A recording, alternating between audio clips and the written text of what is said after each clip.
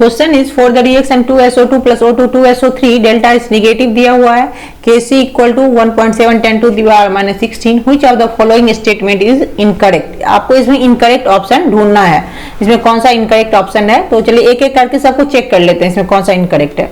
तो equilibrium will shift in the forward direction as the pressure increases. अगर हम pressure increase करेंगे तो क्या कर रहा है, ये फॉरवर्ड डायरेक्शन में शिफ्ट होगा इक्विलिब्रियम।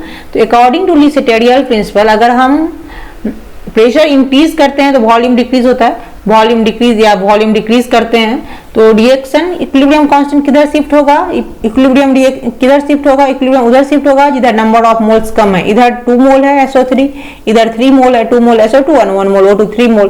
तो नंबर ऑफ मोल्स किधर कम है, प्रोडक्ट की तरफ, तो रिएक्शन किधर शिफ्ट होगा, इधर होगा। दैट मीन्स ये क्या है, आपका सही है। तो ये आपके लिए गलत हो गया, इसमें ये आपको क्योंकि इनकरेक्ट ढूंढना है। The addition of inert gas at constant volume will not affect the equilibrium constant। अगर हम inert gas इसमें ऐड करते हैं तो इक्विलिब्रियम कांस्टेंट पे कोई इफेक्ट नहीं पड़ता, यही कह रहा है। तो अगर ये Kc है इक्विलिब्रियम कांस्टेंट, तो किस पे डिपेंड करता है, एक तो टेम्परेचर पे डिपेंड करता है और stoichiometry of product and reactant पे डिपेंड करता है, यही करता है। अगर हम कांस्टेंट वॉल्यूम में अगर हम इनर्ट गैस ऐड करेंगे तो प्रेशर तो इंक्रीज होगा बट इसका कंसंट्रेशन क्या होगा, कोई इफेक्ट नहीं होगा। दैट मीन्स Kc पे कोई इफेक्ट नहीं आने वाला है। तो ये भी ऑप्शन गलत नहीं है, सही है, तो इसको भी नहीं लेंगे। थर्ड चेक करेंगे। तो equilibrium constant is large suggestive of reaction going to completion and so on, catalyst is required. तो इसमें देखिए अगर Kc क्या होता है, rate of forward reaction by rate of backward reaction, यही होता है ना। तो इसमें क्या कह रहा है, अगर Kc लार्ज है तो अगर Kc लार्ज होगा तो ये स्मॉल होगा क्योंकि इनवर्सली प्रोपोर्शनल है, तो ये हम स्मॉल लिख सकते हैं। तो क्या हो गया यहाँ, अगर Kc लार्ज है तो rate of forward reaction is greater than rate of backward reaction.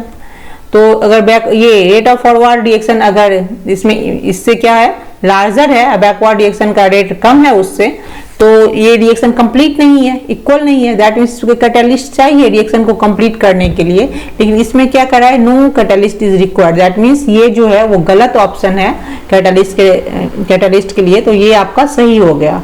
और सबसे लास्ट क्या है, the equilibrium constant decreases as the temperature increases.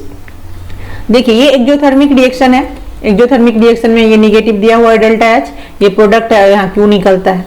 अगर हम टेम्परेचर इंक्रीज करेंगे, अगर आप टेम्परेचर यहाँ इंक्रीज करोगे तो ये इस साइड में इंक्रीज होगा, प्रोडक्ट के साइड में टेम्परेचर इंक्रीज हो रहा है, यही हो रहा है ना, प्रोडक्ट साइड में बढ़ रहा है। अकॉर्डिंग टू ली सेटेरियल प्रिंसिपल, अगर हम रिएक्टेंट के साइड में अगर कंसंट्रेशन हम इंक्रीज करते हैं तो आपका प्रोडक्ट साइड में बनता है। अगर इधर प्रोडक्ट के साइड में अगर हम आप इंक्रीज करोगे तो क्या होगा, रिएक्टेंट के साइड में बनेगा।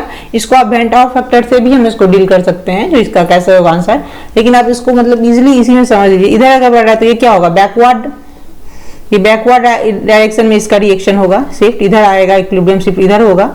तो अगर ये क्या हो जाएगा, अब यहाँ Kc कम हो, ये Kc है, ये Rf है और ये Rv है, तो ये क्या हो जाएगा आपका स्मॉल हो, ये ज्यादा हो जाएगा क्योंकि इधर बैकवर्ड डायरेक्शन में शिफ्ट हो रहा है, तो ये आपका इंक्रीज कर रहा है। तो Kc क्या करेगा, डिक्रीज करेगा क्योंकि इसकी इनवर्सली प्रोपोर्शनल है।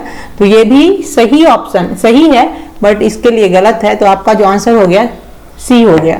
अगर आपके पास कोई केमिस्ट्री रिलेटेड क्वेश्चन हो तो आप कमेंट सेक्शन में ड्रॉप कर सकते हैं। मेरे चैनल को सब्सक्राइब करें एंड वीडियो को लाइक करें। Thanks for watching.